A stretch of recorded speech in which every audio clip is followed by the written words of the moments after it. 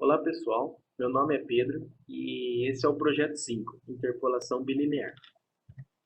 O projeto 5 tem por objetivo realizar a estimativa de temperatura em uma placa através do método de Lagrange.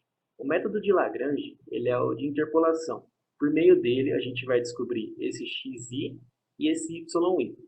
Então, como dito, a gente quer descobrir o valor da temperatura nesse f de xi e yi dessa placa aqui, né? Nessa placa aqui. Vale lembrar que a gente tem o x1, x2, y1, y2, e esses valores aqui, esses pontos aqui, de temperatura que está no eixo Z, pelo programa que o professor Aníbal disponibiliza para a gente. Então, a gente coloca o nosso RA, e aí o programa mesmo já libera os valores, esses valores aqui. Esse projeto 5 ele é bem parecido com o projeto 3. No projeto 3 a gente tinha uma placa com os valores de temperatura aqui, né? Era em duas dimensões, então era no plano cartesiano aqui. E a gente queria saber o valor de temperatura em um determinado ponto. Aí você pode me perguntar, mas Pedro, então por que a gente não utiliza os métodos que a gente aprendeu no projeto 3 aqui no projeto 5? Por que a gente não vai fazer isso? Porque primeiro, lá era em 2D, né? Então aqui a gente usava o plano cartesiano e nesse daqui a gente está no 3D. E também porque no projeto 3 a gente tinha as três temperaturas, né? Tanto no X quanto no Y. E aqui a gente não tem esse valor. Então para isso a gente vai ter que utilizar a interpolação. Aí você pode me falar, mas se a gente tem o x1, x2, y1, y2, por que a gente não faz uma média? Poderia ser uma ideia também, mas a gente quer utilizar a interpolação, então para isso a gente vai utilizar desse método. Então, o que vai acontecer? Como está em 3D, a gente não sabe fazer interpolação em 3D. O que a gente pode fazer? A gente pode abaixar essa placa aqui, para ela ficar em 2D, e aí ela vai ficar assim, correto? A gente quer descobrir esse ponto e a placa está aqui no 2D. Aí o que a gente vai fazer? A gente vai pegar e vai começar a fazer interpolação. Para isso, a gente fixa o y1 aqui. Fixando o y1, a temperatura ela não vai variar nessa linha. A temperatura não variando nessa linha, vai variar só o x. Então, é mais fácil fazer interpolação de uma incógnita só. E aí, com isso, então a gente vai fazer um f de xi, y1. A gente vai descobrir esse ponto aqui. Beleza, descobrimos esse ponto aqui. O que a gente vai fazer em seguida? A gente faz a mesma coisa para o y2. Então a gente fixa o y2, faz um f de xi, y2, tem esse ponto aqui. Pronto, a gente descobriu o valor de xi. Agora o que falta? Falta o valor de yi. Para descobrir esse valor, a gente vai fazer o mesmo procedimento, só que agora fixando a coluna. Desse jeito, o yi ele vai estar fixo e só vai variar o yi vai estar fixo e só vai estar variando aqui. O xi vai estar fixo e o yi vai estar variando. Então, aí a gente faz a interpolação e consegue o valor desse ponto aqui, né? Porque a gente vai ter as coordenadas, então a gente consegue colocar na função e descobrir. Mas que função é essa? Essa função é essa daqui. Essa coisa. E ela é uma função... Eu não vou falar para vocês como é que a gente chegou nela, porque exige uma demonstração, muitas passagens, enfim. Mas a função para a gente descobrir o xi e o yi, o f de xi e yi, é devido a essa função aqui, ó. Certo? Então a gente vai substituindo tudo e acaba achando o valor. Então, aí é que eu tinha dito anteriormente, né, que a gente coloca o nosso RA e ele já libera os valores de x1, x2 e tudo mais. Continuando a apresentação, agora na parte mais teórica, a teoria usada, uma das teorias usadas nesse código aí foi sobre o método de Lagrange. É um teorema que diz que, dado o conjunto de n mais um ponto xi, yi, existe um único polinômio de grau n, Pn de x, tal que Pn de xi é igual a yi. Então, qual que é a fórmula do método de Lagrange, do polinômio de Lagrange? É isso aqui, Pn de x igual a y0L0 de x mais yL1 de x, mais assim vai até yn ln de x. Esses ln's aqui são os polinômios de Lagrange de grau n. São eles que a gente quer descobrir. Então, para explicar como funciona o método, é um exemplo. Então, dado um conjunto de 4 pontos, lembrando que 4 pontos é n mais 1, então o meu polinômio de Lagrange é de terceiro grau. Então, P3 de x, que seria y0L de 0 mais yL de 1, até y3L de 3. Os y0 são constantes que são fornecidas, né? A gente tem esses dados. A grande questão é como obter o L0, L1, L2 e L3. A gente vai obter eles um de cada vez. Eles possuem uma fórmula. Então, a fórmula é essa. O LK de x é igual ao produtório de j igual a 0 até n de x menos xj sobre xk menos xj, sendo que j é diferente de k. Então, por exemplo, lá no meu P3 de x, eu quero descobrir o L0 de x. Meu j é diferente de k, então meu j vai ser 1, 2 e 3. E é assim que fica, dessa forma, o meu polinômio de Lagrange. X menos x1 vezes x menos x2 vezes x menos x3 sobre x0 menos x1 vezes x0 menos x2 vezes x0 menos x3. E aí eu vou fazer isso para L1, para L2, para L3 e vou descobrindo e vou colocando aqui, substituo, e aí eu descubro o valor do x que eu quero. Olá, o meu nome é José Victor e eu vou explicar para vocês o nosso código. Primeiro, nós definimos uma função chamada interp-Lagrange, que será responsável por calcular todas as interpolações nesse exercício.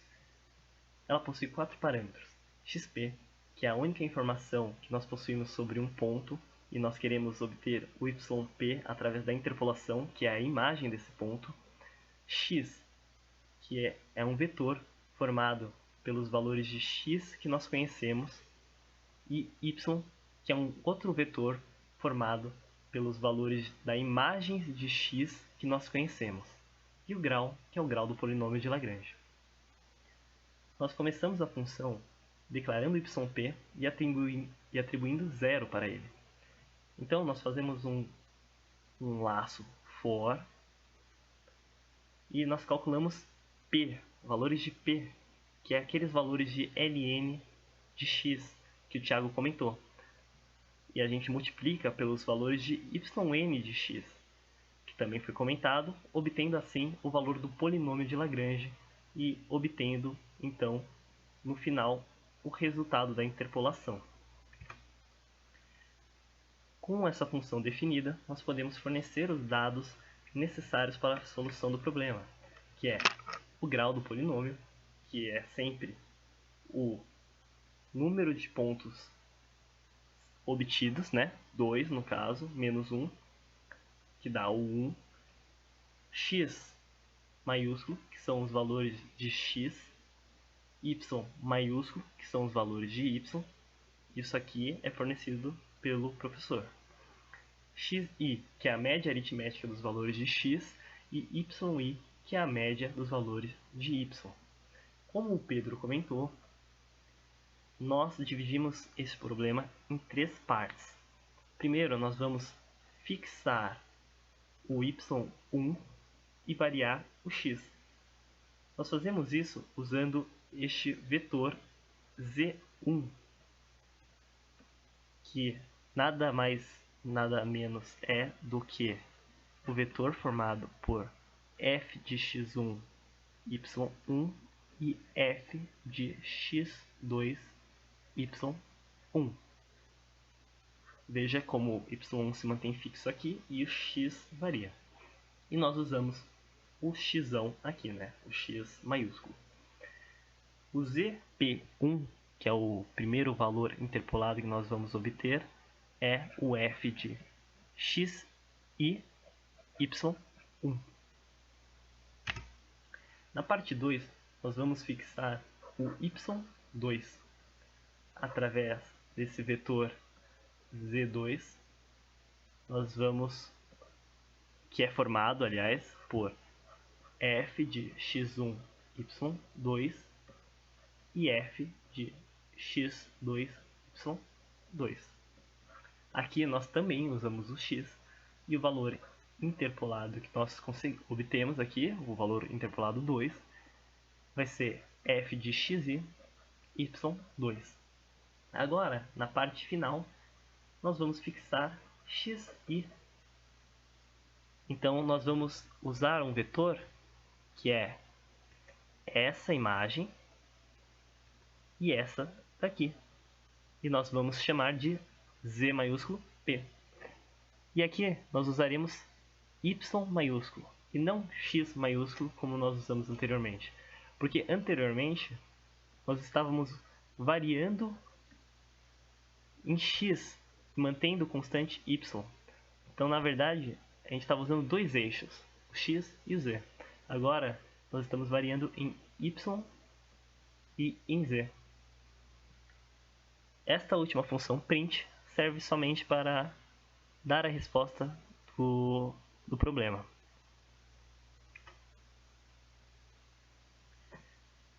Usando o RA 24, 47, 77, nós obtemos o resultado de 86. Usando o RA 23, 80, 18, o resultado 48. Agora, eu vou explicar brevemente o código da parte gráfica, porque ele é um a mais ao problema. Ele facilita a visualização de questões como qual o formato da nossa placa, qual a distribuição dos valores de Z, onde estão localizados os pontos que o gerador do professor nos dá e aonde está localizado o ponto que a gente obteve através da interpolação. Para isso, nós precisamos importar três bibliotecas: mplot 3D, numpy e matplotlib.pyplot. Primeiro, a gente vai definir a função que caracteriza aquele f de xi, yi, que é aquela função comprida que o Pedro comentou logo no começo da videoaula. Aqui nessa parte nós vamos usar a biblioteca NumPy duas vezes.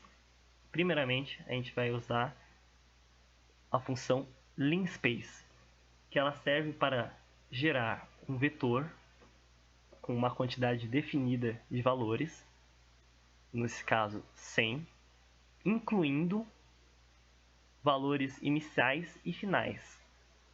Ou seja, ele coloca y1 98 valores igualmente espaçados e o y2 e aloca em xg e yg. Depois a gente vai usar a função meshGrid para mesclar esses valores de x, g, y, g, formando uma grade de valores e alocar em x maiúsculo g e y maiúsculo g.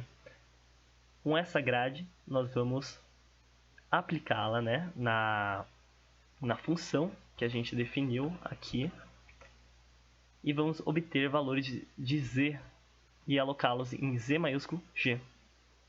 Nós vamos nomear também três vetores formados por x, y e z fornecidos pelo professor e nós vamos alocá-los em j, k e l respectivamente.